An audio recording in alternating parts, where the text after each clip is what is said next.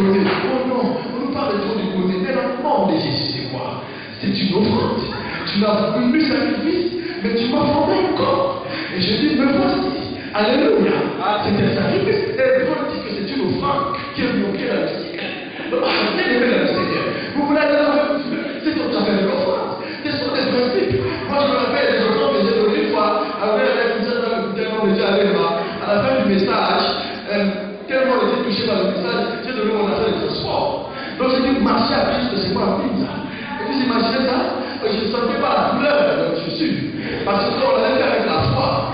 On était des chefs fougueux. Donc par là, on s'est dit, on s'est dit qu'on va arriver à la maison, on a libéré certainement. Alléluia. Aujourd'hui, je vois les résultats de ces choses. J'ai appris à le faire. J'ai appris à le faire. Parce que Dieu ne changera pas ta parole pour te faire plaisir. Jamais de la vie. Je vous donne une dernière histoire. Je peux avoir dit ça par franchement. Mais alors, je peux me frère. Ma petite sœur est ici, elle voulait le frère. Donc, je peux me frère. Donc, alors, le frère, je m'appelle à 2h du matin. Il dit, pasteur, il y a un problème. Je dis quoi? Il dit, les bandits sont entrés chez moi. Je dis, les bandits? Il dit, oui, 10 personnes. Je dis, ah bon? Mais on va pas tuer comment? Il dit, c'est clair qu'ils ont fui. Je dis, ok. Donc, comme l'un de ce propriétaire, je vais être là. Donc, à 2h du matin, je vais ici. Je dis, ok, c'est comment? On appelle la police. La police vient. Le Saint-Esprit me dit oui, de quitter cette maison, sinon il va mourir. Mais là, il y a un problème. C'est que ce frère n'avait pas de papier. Ce frère n'a pas de famille. Ce frère n'a personne. Son seul contact dans la vie, c'est moi. Si je lui dis, tu quittes cette maison, moi je dois l'héberger. Et donc, je me dis, mais est-ce que je suis prêt à l'héberger? En moi-même, je me dis non. Alors, je dis, on va chercher une solution. Je lui dis, attends, tu es d'accord avec ce que je dis? Oui, non. Il dit, moi, je ne suis pas dans votre partie. J'ai dit, Dieu me dit que si tu le fais, il va déclencher le processus que tu as été papier. Dieu me dit de te le dire à 2h du matin ici. Il dit, bon, je vais réfléchir. Je vois qu'il avait peur pour son futur. Là, je suis dans la cinquantaine. Et je rentre à la maison. 3 jours après, il m'appelle encore, pasteur. Je dis, oui. Il dit, mais il y a encore des bandits qui sont venus. Je vais chez lui. Je t'ai dit, tu quittes cette maison, sinon tu vas mourir. Dieu veut te visiter. Je ne sais pas comment il va le faire, mais pour moi, je suis convaincu. Si tu acceptes la foi de dormir à un moment donné dehors, et que jour, moi je me dis, tu vas te partir. Est-ce que tu vas accepter ça? Il me dit, mais je commence à m'avoir peur cette fois-ci. Je dis, je viens avec ma Jeep, je prends tout ce que tu as, je mets chez moi à la maison, et je vais te loger quelque part. Mais accepte de contacter les gens de l'immigration. Je dis, il faut faire un bon. Je dis, à France, est-ce que tu peux me faire confiance? Je suis prophète, moi, tu peux me... Il dit, ah, tu travailles dans le gouvernement. Moi, je ne fais pas confiance. Je dis, fais confiance, fais-moi confiance. Et je rentre à la maison, il m'appelle le matin. Il dit, le Seigneur m'a dit de te faire confiance. Mais le Seigneur m'a dit qu'il y a aussi quelque chose d'autre qui t'a dit que tu dois me dire, mais tu ne m'as pas dit. Il dit, oh mon Dieu, ça gêne. Parce que ce que Dieu m'avait dit de lui dire, c'était de faire une offrande. Et à 2h du matin, je me disais, comment je peux dire à un membre de mon église qui est en train de souffrir, qui loue ma maison, qui est dans des problèmes, de me donner l'offrande? Comment je peux le faire? Déjà, je me dis de quitter la maison, il n'accepte pas, alors le reste de la carte quand même. Quand tout pour faire, c'est pas mon avis.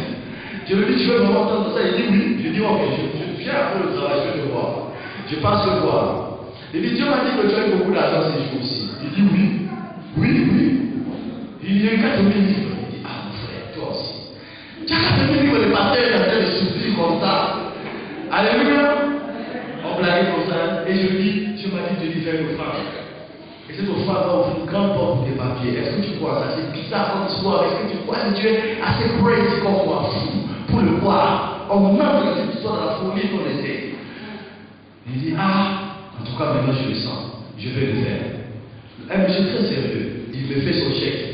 Et il m'a donné beaucoup d'argent. J'ai déjà fini, il ne faut pas venir demander. Alors, il quitte cette maison. Il quitte la maison, on le met quelque part. Et on appelle l'immigration. J'appelle pour lui. On l'invite. Il dit, ah, pas ça. Bon, quand on est retient là-bas, tu appelles telle personne pour qu'on m'accueille au bout.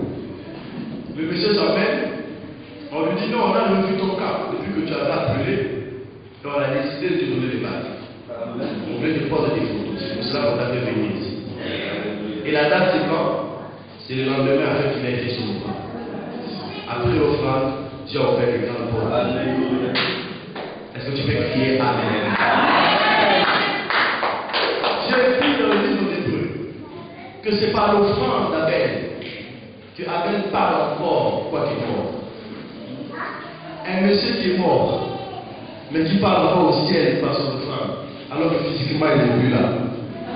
L'offrande parlera pour toi plus haut que tu puisses imaginer. Bien aimé, la Bible reste de la Bible. Alléluia. Vos diplômes ne vous donneront pas ce que le ciel peut vous donner. Mais le ciel vous donnera ce que vos diplômes ne peuvent pas vous donner. Aussi, on veut vous entrer dans les principes de Dieu. Je terminerai en disant que dans la côte de notre destin, il y a des gens qui nous regardent et qui regardent notre manière de nous comporter dans notre harmonie. Il y avait un centurion qui était là, qui observait. Il ne parlait pas, il observait. Il a vu sa manière de mourir. Il a vu comment un des voleurs criait sur l'autre. Et puis il disait, mais pourquoi est-ce que toi, tu n'es pas resté tuer des gens saints? Ce monsieur qui est à la croix, il n'a rien fait de mauvais. Nous, on mérite. Nous, on mérite. Ce monsieur avait la foi. On avait quelque chose sur la tête de Jésus pour se moquer de nous, moi les Juifs. Mais lui, quand il a vu moi les Juifs, il a cru que Jésus avait le royaume. Alors il s'est retourné, il a dit, Seigneur, quand tu seras dans ton royaume, souviens-toi de moi. La Bible dit que Jésus ne parlait pas à la croix. Mais la Bible dit que Jésus se retourna. Pour se retourner, il a eu certainement mal. Certainement qu'il y a des épisodes qui sont encore entrés. Il a eu mal pour se retourner. Et puis il a regardé. Il dit, regarde-moi. En vérité, je te le dis, tu seras avec moi dans le paradis. Parce que toi, tu as fait l'alliance avec moi au moment où personne ne voyait plus en moi. Amen. Tu as vu mon royaume alors que personne ne l'a vu. Il faut aussi avoir des amis, des frères, des sœurs qui peuvent croire en vous. Pas parce que ça marche, mais qui croient en vous alors que vous êtes crucifiés. Amen. La crucifixion est publique. C'est vraiment un scandale. Jésus lui appelle la crucifixion un scandale. Ça peut choquer les gens. La Bible dit que les gens se coulent la tête. Les gens se coulent la tête. On me dit au moment chez nous, les gens se coulent la tête. Oh pitié, pitié. Les gens se coulent la tête. Les gens se coulent la tête. Il y avait un idolâtre qui avait copié la croix à sa façon. C'est une histoire qui est dans 2 chapitre 4. Il y a 3 rois d'Israël noirs qui refusent de se soumettre. Le roi et se refuse de se soumettre. Et il va attaquer le roi d'Israël, le roi de Juda et le roi des dons. Les rois s'associent. Et dans le livre des promis, qu'on nous dit qu'un prophète de Dieu est venu prophétiser à ses rois. Il a dit, ainsi parle le Seigneur, je vous donne la victoire sur le roi des rois. Allez attaquer et vous allez le vaincre. Et ils sont allés attaquer le roi des rois. La Bible dit qu'ils étaient en train d'exterminer l'armée des Moabites. Ils sont arrivés jusqu'à la ville et ils ont assiégé le roi. Et le roi savait que ça n'était fini de lui. La Bible dit que le roi a fait quelque chose d'ignoble. Et je crois que c'était un homme très posé dans le bouddhisme. Je ne sais pas comment il a pu copier cette histoire. La Bible dit qu'il a pris son fils unique, celui qui devait le succéder au trône. Et il l'a tué. Et il a pris son corps. Il a exposé cela sur le mur.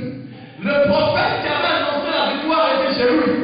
Dieu lui a donné la vision de ce qui s'est passé dans le champ de bataille. Et Dieu lui a dit, cours maintenant.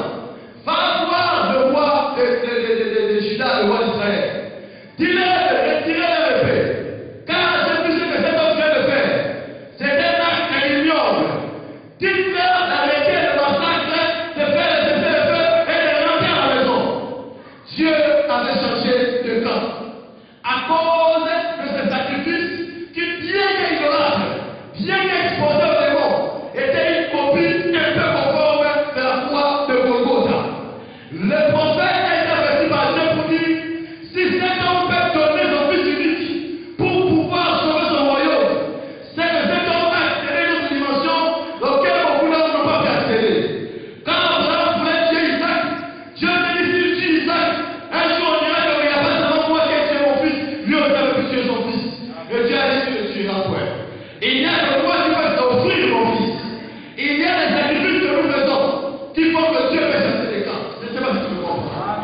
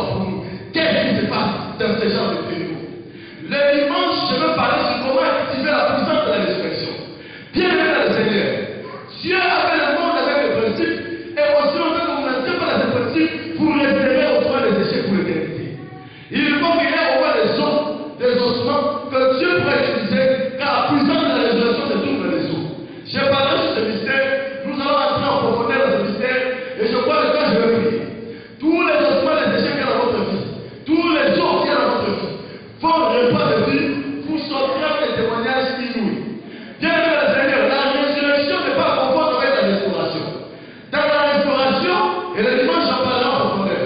L'Éternel te ramène à l'état initial. Restaurer, c'est ramener à l'état initial. C'est réparer, rendre utilisable comme avant. Amen. Mais la résurrection, c'est plus que cela. Et pour l'épisode de 15, je dis, le corps qui a été planté infirme ressuscite sans infirmité. Car dans la résurrection, nous avons un autre corps, un autre enveloppe. C'est pour cela que Jésus a dit Marie de Magdala, ne t'approche pas de moi. Ne viens pas m'embrasser, parce que là maintenant j'ai un autre corps. Je vais prier pour vous comme prophète de Dieu le dimanche. Et je vais commencer à le faire déjà à partir de demain. Je dévoilerai un long moment de prophétie, un long moment. Je sens très fortement cela. Alléluia. Je parlerai beaucoup sur les choses de l'esprit, tout ça. Et le dimanche aussi, quand je vais prier, mon souci est qu'à la fin de ces 3 jours, tu puisses expérimenter les signes de la vraie résurrection. Bien de la résurrection, Dieu va te donner un nouveau corps. Dieu va te donner un nouveau corps. Un nouveau corps. Si c'est encore l'ancien corps, mais réparé, il n'y a pas de résurrection, c'est une restauration. Alléluia. Alléluia. Vous croyez à la résurrection. Vous croyez que Dieu va vous ressusciter.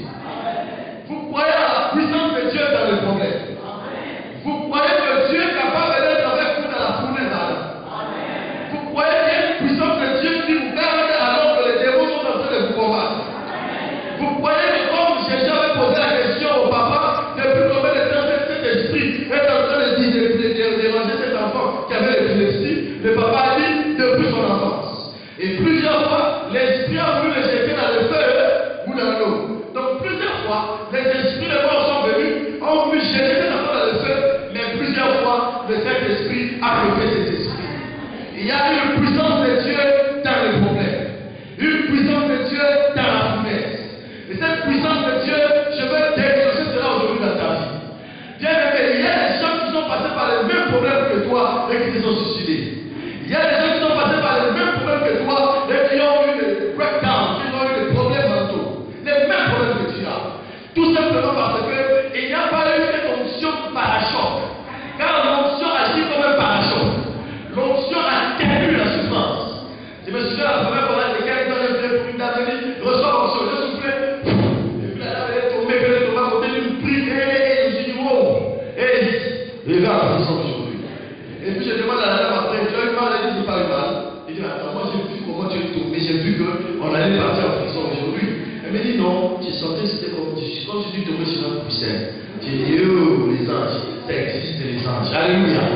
Un ange l'a bien accueilli calmement.